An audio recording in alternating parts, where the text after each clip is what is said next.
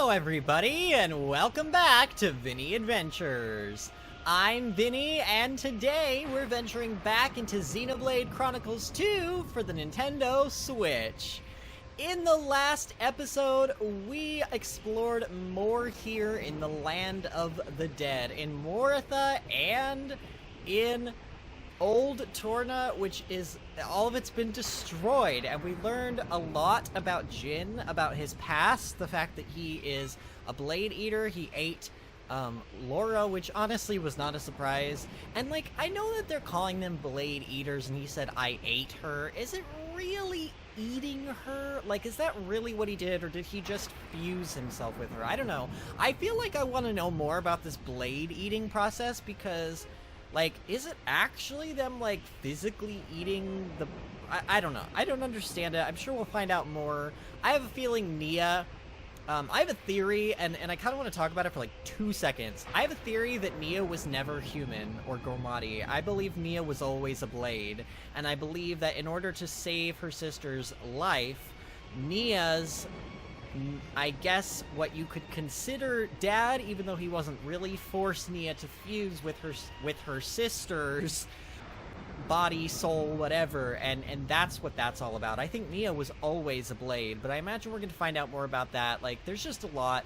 In this episode, though, guess what we're finally doing, guys? After all of this time, after all of these chapters, we are finally climbing up the world tree. We are here at the bottom. We are at the world tree root. And honestly, in the last episode, I did not even pay attention. The world tree pretty much confirmed mechanical. It is, I mean, look, there is a big metal base to this thing.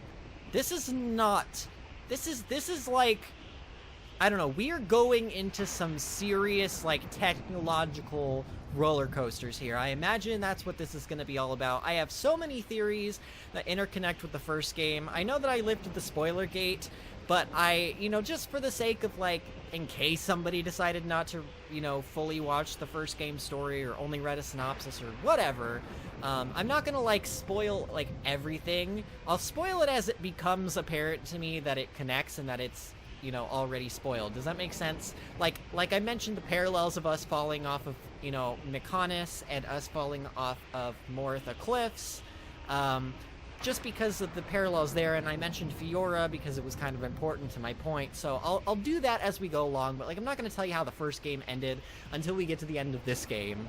But anyway, I don't want to blabber on about that stuff anymore. I do want to mention one thing as we go along here, which is, you guys might have noticed, hopefully, if everything went according to plan, that my 50th episode of this game, and this episode, and all episodes, hopefully moving forward, will be viewable in 4K.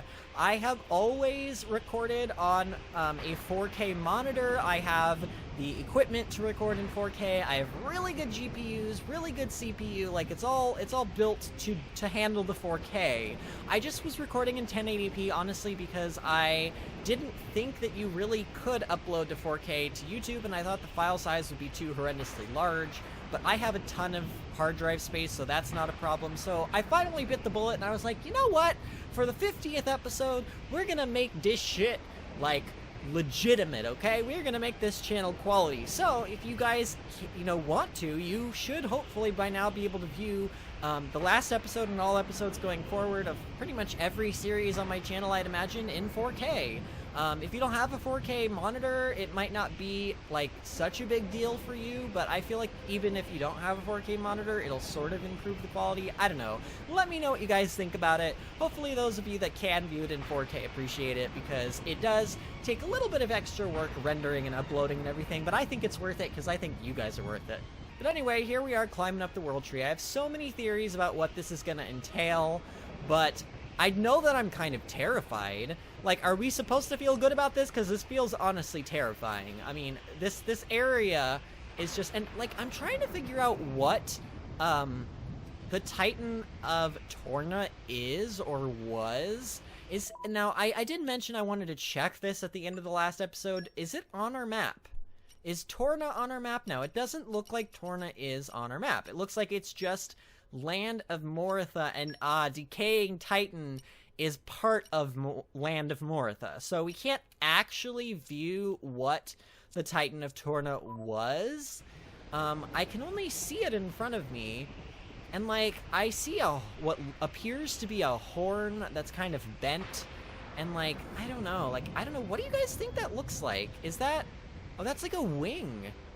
Ooh, I wonder if this was the unicorn that we saw in that mural.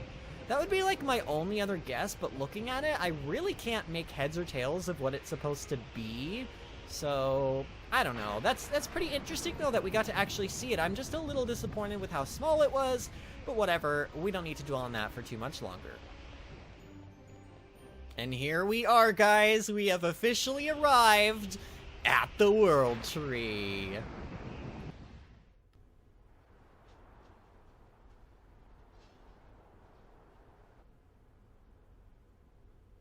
Your Majesty, yesterday we sealed Section 47. I see. This is even faster than the surveys estimated. Furthermore, we've detected surges of geothermal energy in the royal precincts. So we can't hold out for long. Even here. The ether flow is the lifeblood of the Titan. The temperature is increasing with its age. Perhaps we should hasten moving the capital to Gormod. We've only just recalled the consul. And with no good explanation to the Gormoti. We don't want to sow discord for no benefit. It's just, I fear time is running short. Indeed. But not only for us. Gormod is fertile for now. But the harvests have been declining for years. It's like a cry issuing up from the center of the world. Your Majesty, what is it? Nothing. Just my imagination. My sister. Where are you now?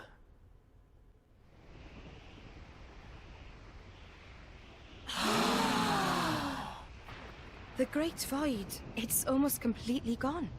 After all, the Great Void was Ophion's doing. Yes, indeed. So with Ophion gone, the Great Void could not support itself. If only we were above the surface, we could easily cross. I mean, it doesn't look impossible to climb, but it's nastier than any mountain, that's for sure. Everyone.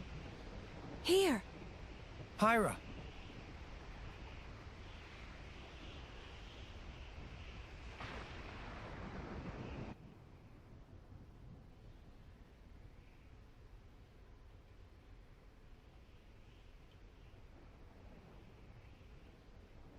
The insides of the World Tree.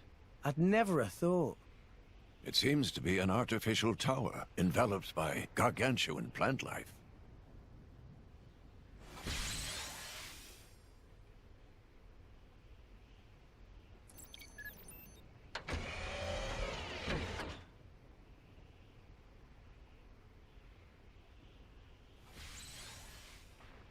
It seems like we could use this to travel up.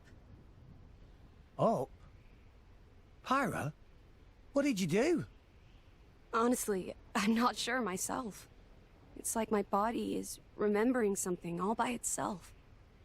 It must be another power granted to the Master Blade by Father. So, we need to hurry. Why? Well, this was hardwired into my brain. So, Malos must have the same thing. Not good. Seems this is some kind of elevator. That's some fancy glazing. Ooh, you never were good with heights.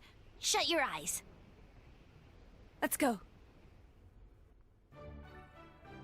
Was that a joke about him only having one eye, Pandoria?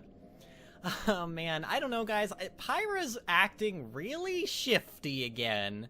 Just when I feel like we know everything about Pyra, / Mithra, / Ascended Pyra.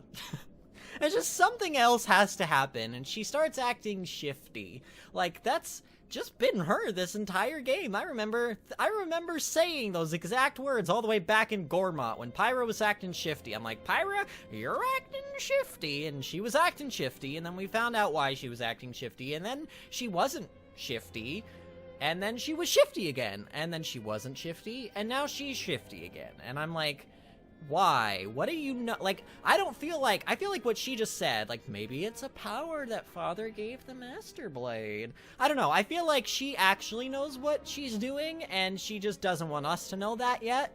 I don't think that she's bad or anything. I think that there's just, like, something going on here, but look at this place. So this is a giant tower that's been enveloped by plant life. I really like that description, because at first I was like, oh, so it's just a fake tree in the middle of the ocean. No, it's not actually a fake tree. I would imagine, based on their description, the tower was probably originally here first, and all of the roots and the foliage grew around it naturally over, you know, probably 1,500 plus years, making it have the appearance of a giant tree, which is pretty damn cool when you think about it that way. So I'm really excited to explore this area. I could probably go off the beaten path here, but I'm afraid I'm going to activate the cutscene, so why don't we just activate it ourselves, Alright, here we go. We're going to press the big red elevator button, or in this case, I guess it's green.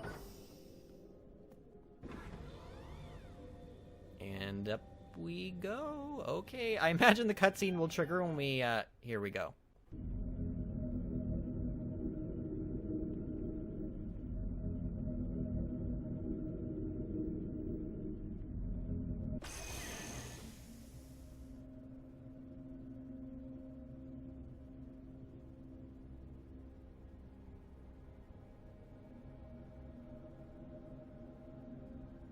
You can die when we're done. We made it this far.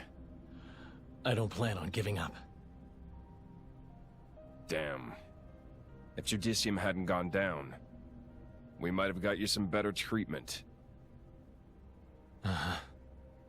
When human cells are woven into the body of a blade, they awaken strange abilities. That's good enough for me. This'll do fine. Even though she'd hate you for it, right? I know Laura wouldn't have wanted this. Even so, I've got to keep my promise. All right. I'm with you. All the way.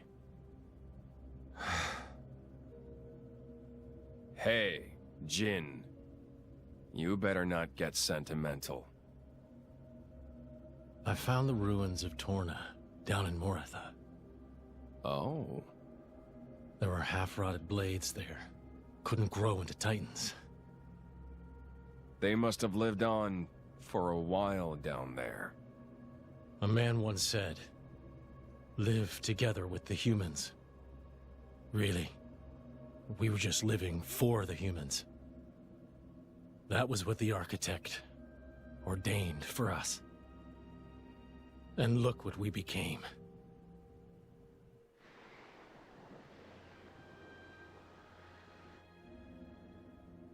You're still sure about what you want, right? That thing. It's a reminder. To remind me what a fool I was to ever have faith in the architect.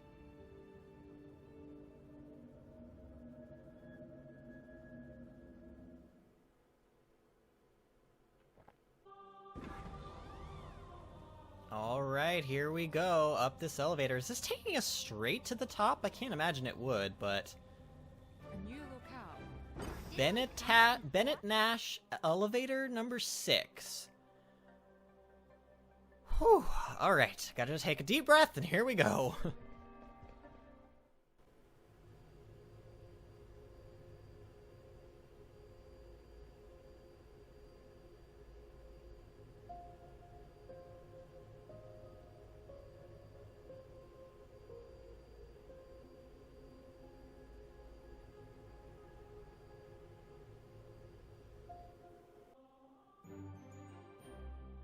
right, level 2 Mizar mid-floor, and we are officially at the World Tree now. So is it on our map? Is it in the middle of everything? And I can actually, like, oh my god, it is. There it is, guys. World Tree, lower level. Okay, stuff is real now. We're officially here, and it is, wow, it is not what I expected it to be. I mean, it is kind of. When we first saw that, like, very first cutscene of, like, Praetor Malthus, like, really young, running, like, climbing up the World Tree, and, like, when those doors open, I was like, oh, this is totally going the way of, like, a mechanical theme. Like, the World Tree is going to be some technology thing. And sure enough, I was right. I didn't share that theory back then because I was afraid that it was going to reveal too much, but those of you who have seen/read the story of Xenoblade Chronicles 1, you kind of know how it ended by now, and I have a feeling that this is all going to be tied in with Mechonis somehow. What is this? Is this a... oh, Docile Sentry? Oh. There is a chest back here. I kind of want this thing to stop attacking me first, though. Can you... oh my gosh, everything is... okay, and we're getting low on health. Oh, there's something there, too. Oh, dang it! Is there a way to get away from all this crap? Besides just running in circles? Like, they're just gonna follow me around the... oh, no, they're not. Wait, what? What? Oh my god, there's stuff everywhere! No! Fine, you know what? We're gonna fight something. I'm tired of running, game. I am tired of running. Okay, so I took care of those two things, and now I'm kind of just running around, because, like, honestly, I want the treasure that was back over here. Can I actually get this treasure without aggroing everything within, like, a mile radius? That would be nice, anyway. Alright, I do have to take this on, but if I kill this thing, maybe it won't, like... I don't know, maybe it'll stop sending these, like, tinier robots after me. Alright, I took care of those guys. Guys, Ascended Pyra is freaking insanely powerful. She seems to do, like, so much more damage than all of the other blades, which I guess makes sense. I mean, obviously she's the Master Blade. Now, I don't understand if she's considered the Master Blade. Does that mean Malos is lesser than her, like he is not the Master Blade, or what? I'm not even sure. So why are there, like, why is this here? Is this to call the elevator if it's not already on this floor? Probably. So basically, I'm assuming the gimmick here is we just climb and climb and climb via these elevator systems. Is that what I'm to understand? Like, I'm fine with this. I feel like that means that I can probably take some more time on each floor to explore a little bit. Like, I feel like I left that floor a little, maybe almost prematurely.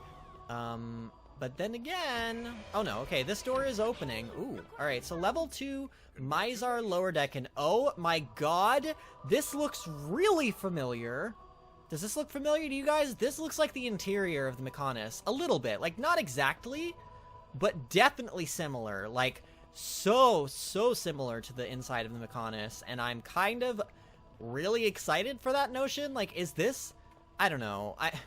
You know, I've kind of had this theory going on in my head the entire game. Like, what if all of the areas that we've been to in the game look so similar to Xenoblade Chronicles 1 areas simply because they are, like, bits of the Bionis and the Mechonis that, like, broke down and, like, floated out into the sea over time? And, like, I don't want to spoil, the very, very end of the game, so there's, like, more that I could add on to that. As to why that would happen, but that would require me saying what happens at the very, very end of the game, and even though I have sort of lifted the spoiler barrier, I am still trying to be polite about spoilers and not spoil it. I'm gonna tease you, though. I'm gonna tease you about it, for sure. It's not gonna keep me from teasing you, but I won't tell you anything, and I won't spoil anything if I can avoid it. Unless I feel like it's not, like, the end of the game, you know? Like, I'll spoil, like, plot details and stuff, but if they give away the entire game, then I'm going to wait to say those spoilers until I absolutely have to talk about them. And how on earth would I get over there? What? Well, I'm not really sure how to get over there. Maybe my only guess is that maybe this roof opens up somehow. This ceiling opens up somehow, and we come in from the top. But other than that, I don't know. And, this Custral Sovereign, you know, these things right here look like those robots from, like, the very, very, very beginning of Xenoblade Chronicles 1 when you, like, go and grab the ether cylinders. That's what these things look like. They might even, I don't know, they probably don't have the same name. I can't imagine that they would, but it's just interesting the similarities that I'm starting to notice between the two games that, like, I did notice similarities. Like, a lot of, like, someone asked me the other day about, like, well, you know, why didn't you notice Banna was Banna from the first game? You know, there was a Nopon in the first game named Banna who ended up being evil, and he was, like, part of one of the biggest side quests that you could do in the game. I did notice that. I just, at the time, I had no reason to believe it was anything other than, like, an Easter egg, honestly, guys. So, you know, you can't really blame me for not, like, mentioning it back then, because, like, I didn't want to spoil that about the game. I didn't really feel like I had any reason to spoil it, because I didn't feel like it connected directly. I thought it was just like a, hey, isn't it cool that we named this character that's a Nopon after Banna, and they both happen to be evil? Like, you know, whatever. But I feel like it's a little bit more than that. I almost feel like this world is the world of the first game reborn.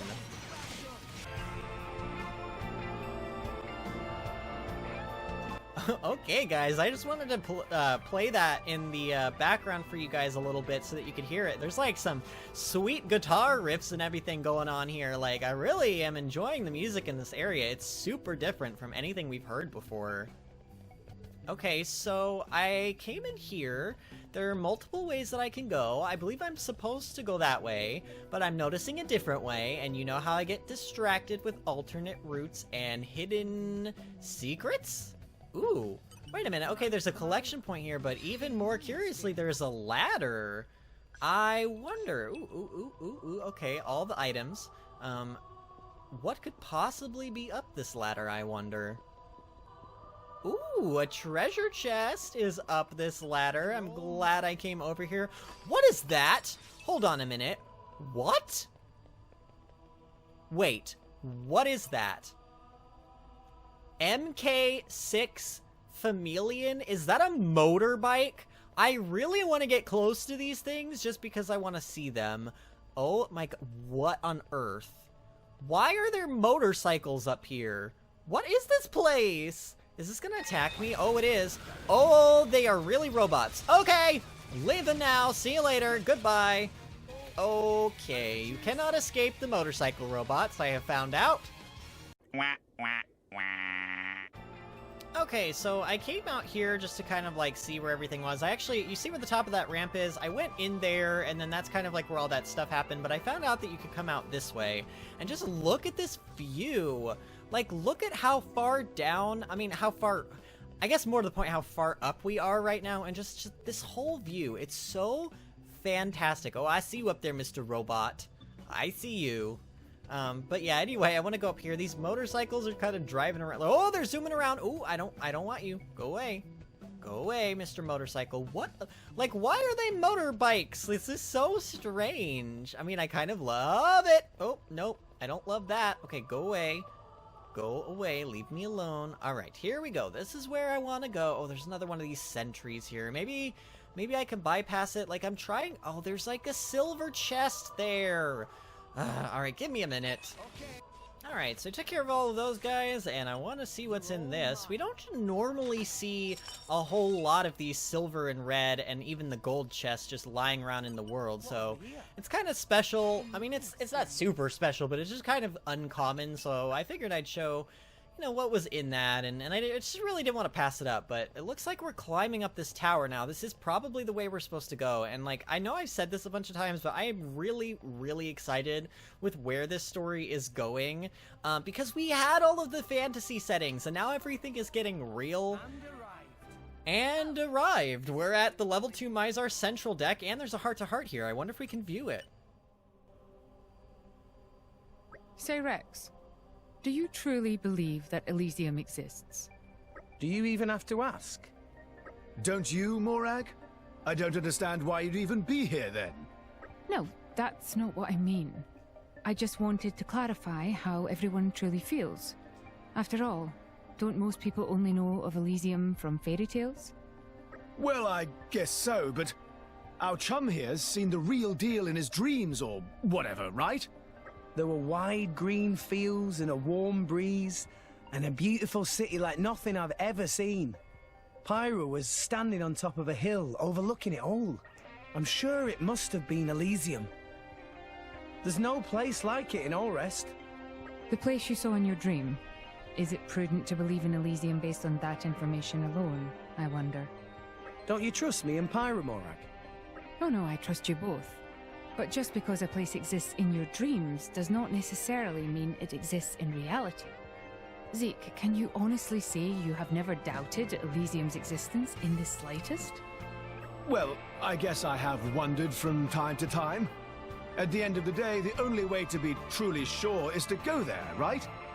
True enough. As for now, Rex believes it's real, and that's enough for me. Oh, Zeke! I mean, sure, it's best for everyone if it does exist, but even if it doesn't, does that really change anything? Our chum's on a mission to help Pyra reach her dream. Whatever the outcome, I want to see that through to the end. A mission? So what if there's no proof? Chasing after dreams is what real men are born to do. Very well. I appreciate your passion. Though I'm not quite sure I understand your notion of a real man. Hey, no worries. You'll figure it out eventually. I mean, you're basically the manliest one here. Zeke, there are some things in this world you don't joke about. Even my temper has its limits. Would you like me to teach you a lesson you won't ever forget? Morag, you're scaring me a little. Hold it, I was just joking around. Listen, nobody needs to die here, okay? Okay? Wow, that was actually, I think, the first heart-to-heart in the entire game where I didn't have an option of dialogue.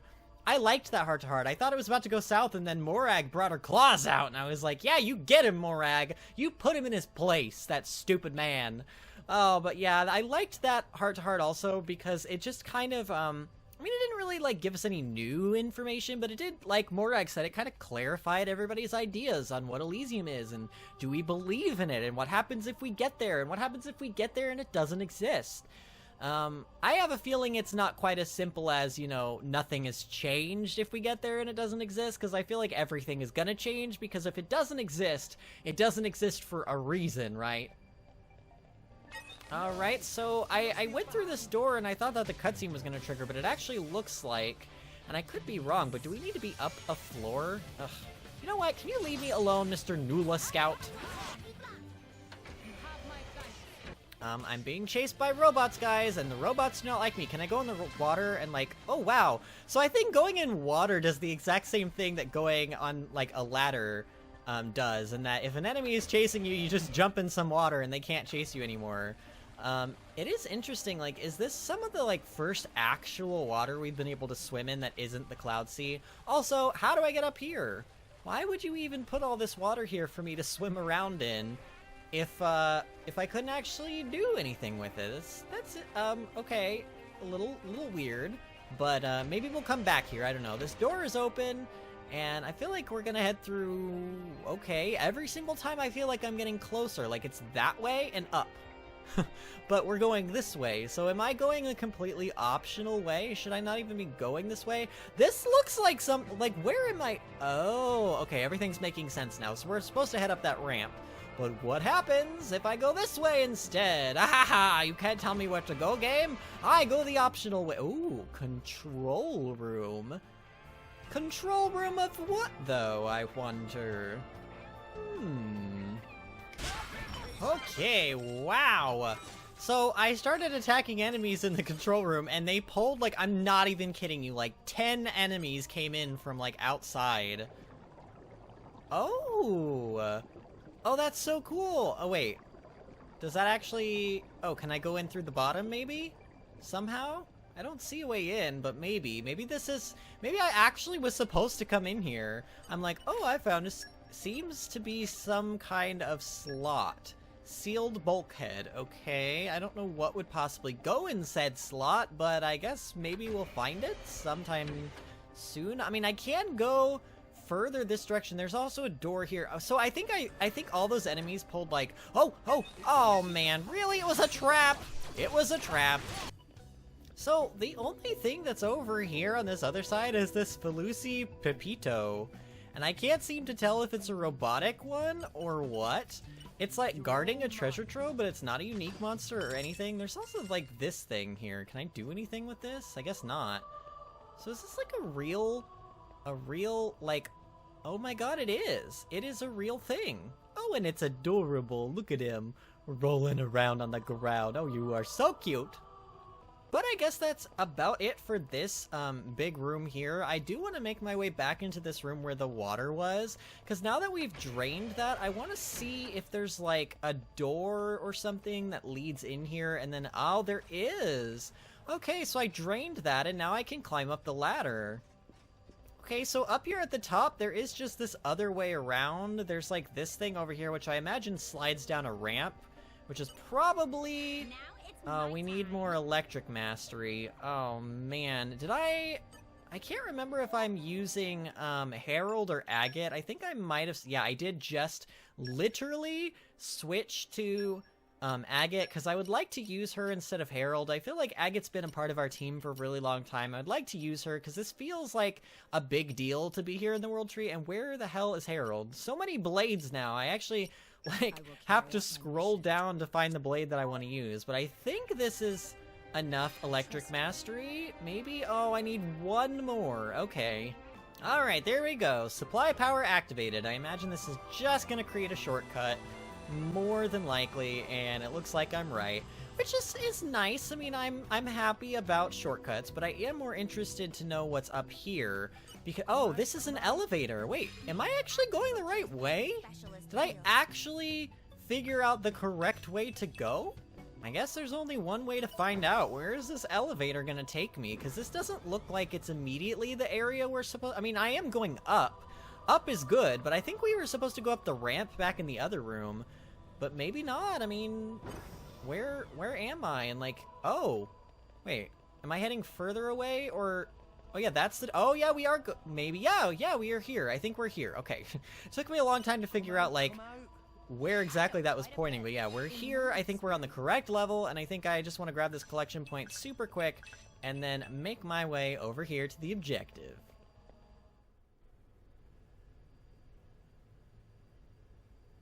Rex look worried. Maybe Rex lost wallet? It's not that.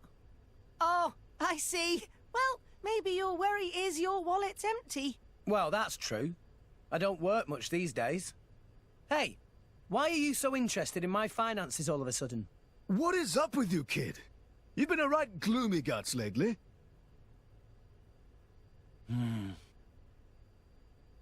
I was thinking about Amalthus. If what Jin said is true, the Praetor doesn't just hate blades, but humans too. I mean, he basically hates the whole world, seems like. How so? In old Torna, humans lived together with blades that eventually became titans. So destroying Torna was the same as destroying the titans. Amalthus must have known that the titans have been dying off over the last few centuries. Cannot live without titans! Everybody go bye-bye! Maybe the Praetorium saw it as an obstacle to their power. If the Blades were becoming titans and creating new land, people might have more faith in the Blades. If a new faith emerged, it would threaten the Praetorium and its dogma. I understand that much. That's just war and politics. But... Rex? Hating people, hating yourself. Where does it end?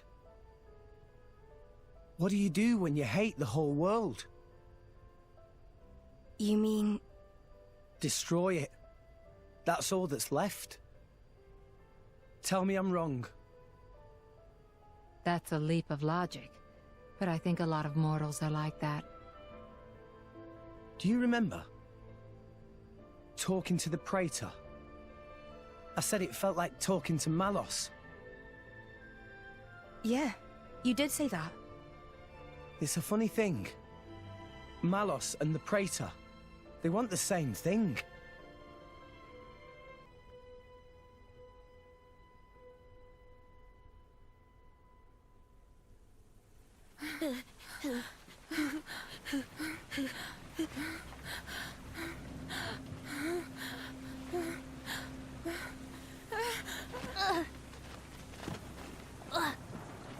Mother... Ellie? What is it? Leaving you alone in the world like this. I failed you as a mother. Huh? But...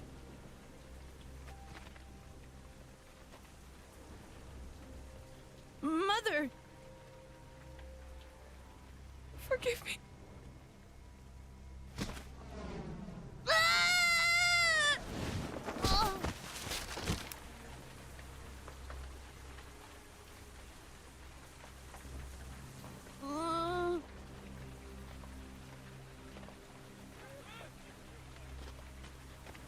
Where's she going? Stop! Stop!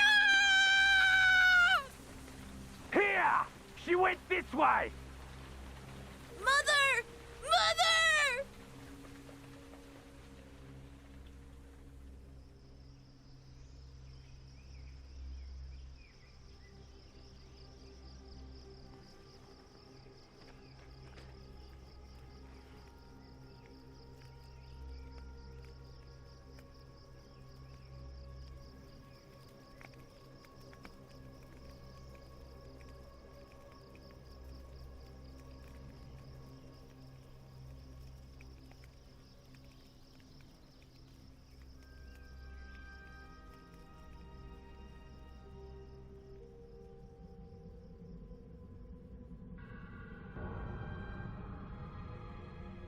Mother...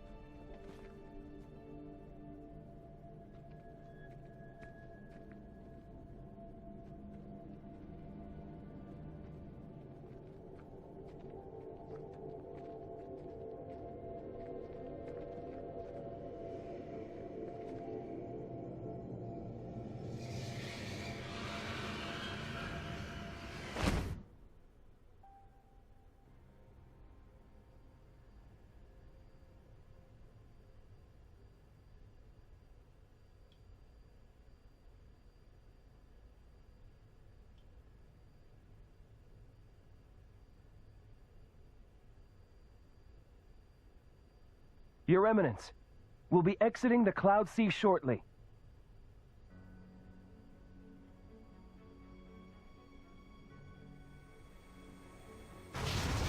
What? Below. A dark mass in the Cloud Sea. It's...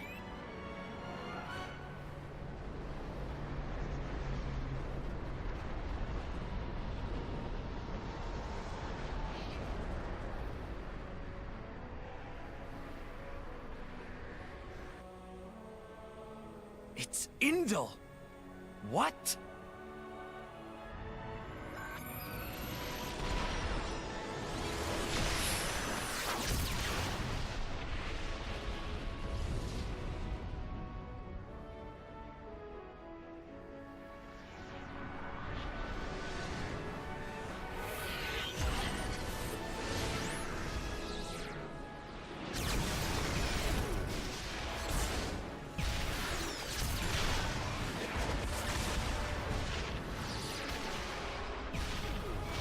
They took us by surprise. Petroka, prepare the defenses.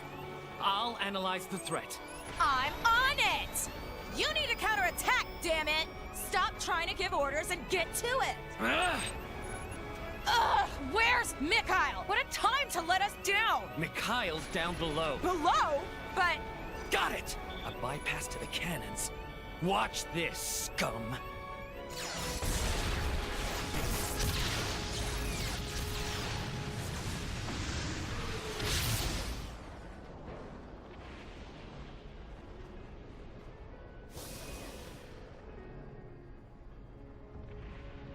Ready? Ready. The ship will get you as far as the boundary layer. We can drop you and Malos off there. We'll have to. All rest ships can't make it past the boundary layer. Yeah, no sweat. Jin, you are okay with this, right? Mikhail. Hmm? Take care of Laura. Jin?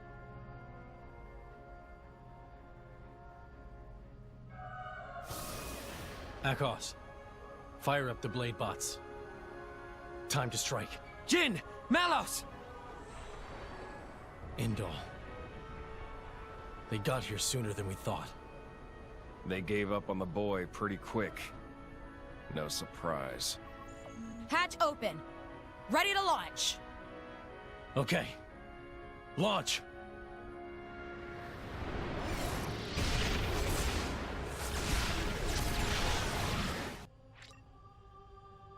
Okay then. Indal is now a hostile power. You can no longer continue any quest that you accepted in Indal.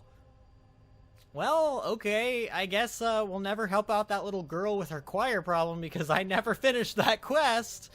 But, what are you gonna do? Merc missions accepted / dev points acquired in Indal will be transferred to Liptheria. Okay, interesting.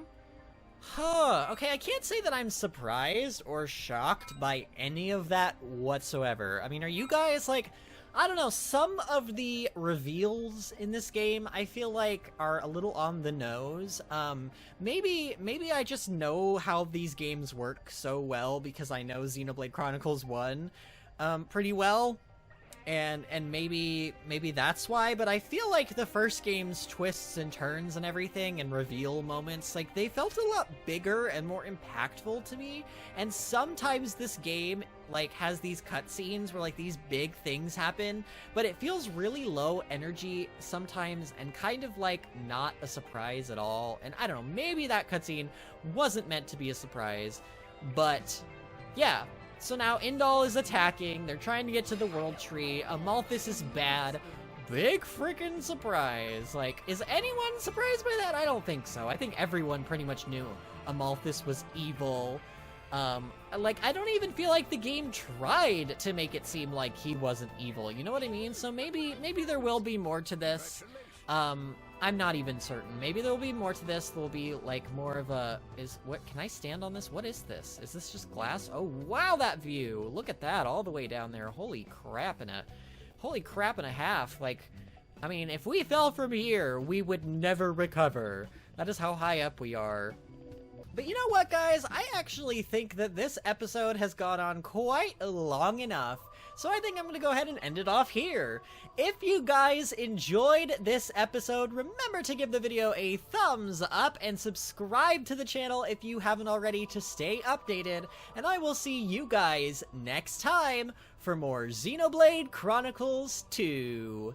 See ya later!